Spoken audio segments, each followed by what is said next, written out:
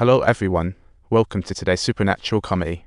The incredible interactions between Agatha Van Helsing and Dracula are simply when Agatha returned to the church, she found Hark impaled by wood, realizing she was transforming but couldn't harm her fiancé. So she again self-harmed with wood. Nina, seeing her fiancé's body, hated Dracula, the millennium-old ghoul. Instead of finding a bride, he had to pick his fiancée. After the two women went to the hall to pray, Dracula casually climbed to the roof to whisper. Hark surprisingly came back to life. It turns out vampires can't off themselves, someone else has to do the. Dracula was willing to end Hark's suffering, but only if he invited her in. Meanwhile, the chubby dean was leading all the nuns in prayer, oblivious that darkness had already infiltrated. Dracula swiftly severed the dean's head, sending nuns fleeing. The exit was blocked by wild dogs. He tossed the head aside. The head was tossed like a bouquet, granting reincarnation to the hit girl. While Dracula slaughtered nuns, Agatha and Mina hid underground. She made a barrier with dinner rolls. Both women wondered who invited Dracula as wails ever faded. A figure walked in. It was Hark. Hark felt awful. Yes, he invited Dracula.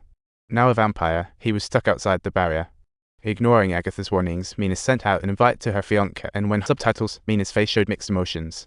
Meanwhile, she heard 2 heartbeats from her fiancé. Hark suddenly tore off his face. He revealed Dracula's handsome face. If he could hide inside wild dogs, of course, he could host himself in humans. Mina was completely gobsmacked, but Agatha bravely offered her neck, trading her life for Mina's, and Dracula bit. Dracula said she could eat 2 at once. Agatha pinched her nose, jizzing blood over death. Vampires dislike dead blood, so Dracula let Mina go after weighing options. Agatha smiled, giving up resistance. A royal lady, a cherished vintage of vampire King Dracula, because women, like fine wine, get bitter with age. After 50, on a ship to London, Dracula met the elderly Bavarian princess again. The beauty aged, but he stayed young. Recently, Dracula's been eating Brits, her German's rusty, so she went on deck to savor a local German sausage. Upon returning to the restaurant, she spoke fluent German, astonishing the princess. Vampires really are something magical.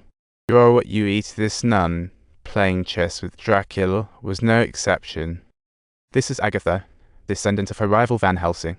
Dracula recounted ship tales while playing chess, surprising the princess. She challenged the count to guess the special gift she received on her coming-of-age ceremony. It was neither a crown nor a pony. Dracula blurted out a pineapple as if she had seen it herself. The princess gaped. Finally, the man before her danced mysteriously at her coming-of-age. The night her mother vanished. Dracula waited 50 years to savor the sprue, rich indeed, to appear in daylight. She exhaled a dense fog that enveloped the ship. 2 people vanished overnight, and the captain had to calm the passengers down. No one took notice. Perhaps the waves carried them to sea. That night, another lone girl, murdered by Dracula on deck. Blood soaked the deck, and people finally realized a serial killer was among them. All along, the passenger in cabin 9 never showed up, staying inside, arousing others' suspicion. Captain confessed the passenger in cabin 9 had a contagious disease, and it was the ship's biggest financier, thus avoiding public. As they discussed how to root out the killer, someone mistakenly fell from the sail, her bloody, mangled leg proving quite the temptation for Dracula. To avoid exposure, she suppressed her bloodlust, out of sight, out of mind, and hid in the dining room.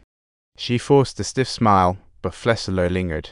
She clearly heard passengers' hearts pumping blood. When everyone looked, Dracula had vanished without a sound.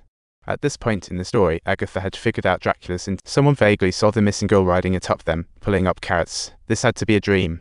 The finger touch felt so real. Unbeknownst, a vampire's kiss drains prey in sweet dreams. Too late when the sailor saw the truth. She lacked strength to cry for help. Arriving, they found the sailor a mushy mess with a feast. Dracula lost his grace, even mishandled the body. This goes beyond murder. Everyone demanded the captain must search room 9. The angry crowd forced the captain to agree. Agatha suddenly interrupted, very curious. Who is the passenger in cabin 9?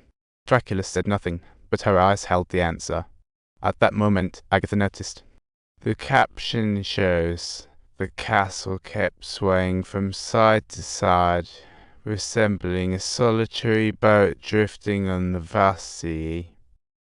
After Dracula had savored Agatha's blood, he heard footsteps coming from outside the door. So she flipped the story, framing Agatha as the serial killer. The frightened chief insisted they hang Agatha immediately, but the captain and doctor were skeptical. This woman looked too weak to kill anyone. Meanwhile, Dracula was fanning the time cell. She even claimed to be a vampire. How ridiculous. Subtitles instantly sparked public interest. Vampire killers made everything seem plausible. Agatha was truly remarkable. She assumed a vampire's role, deduced the 4 victims' murders logically, convincing all it was a vampire's work. All Agatha had to do was return borrowed identity to Dracula. As Dracula approached, Agatha bit her lip. He spat blood on her face. Dracula turned away, struggling to suppress his bloodlust, drawing everyone's notice. Agatha seized the opportunity to clear her name, while the others hurriedly raised makeshift crosses. As Dracula realized her cover was blown, she kicked over a barrel and escaped back to her cabin. The group had to rescue Agatha first. The game entered a new phase. Agatha, nearly defeated, changed from a pawn to a player.